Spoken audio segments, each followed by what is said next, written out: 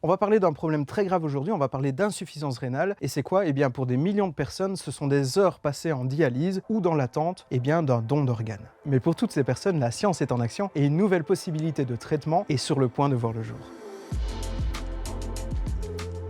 Pour te donner une idée de l'ampleur du problème, je vais te parler des États-Unis puisque c'est de là que nous vient la solution, plus précisément de Californie. Et justement, aux États-Unis, il y a chaque année plus d'1,5 million de personnes qui doivent chaque semaine suivre une dialyse et ce sont plus de 25 000 transplantations qui sont effectuées avec des risques de rejet pour le patient. Et ce nouvel espoir dont j'ai envie de te parler, c'est une machine rénale artificielle qui est en test pour le moment et qui pourrait débarquer dans le marché et dans le dos des gens d'ici quelques années.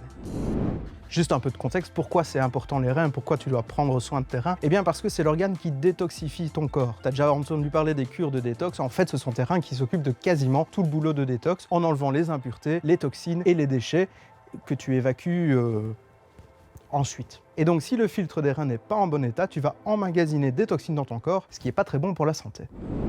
Ce nouveau dispositif génial, qui nous vient de l'Université de Californie à San Francisco, utilise des cellules humaines rénales développées en laboratoire pour les mettre dans un appareil, un bioréacteur, qui va imiter le fonctionnement d'un rein. Alors pour l'instant, ça a uniquement été testé sur des cochons, mais l'équipe est très heureuse parce que pendant un test d'une durée d'1 semaine, il n'y a eu aucun rejet d'aucun patient cochon. Et l'idée géniale de l'équipe pour éviter que le corps ne rejette la machine, c'est de la cacher derrière des membranes de silicone. C'est un peu comme si tu avais un filtre qui fonctionne en arrière-plan sans que tu t'en rendes compte. Alors on n'est pas encore à faire fonctionner ce bioréacteur rénal chez des humains, on va augmenter les tests chez des animaux en allant sur une durée de plus d'1 mois, et puis si ça fonctionne, il devrait avoir l'accréditation pour tester pour la première fois sur des humains avant de développer un produit clinique.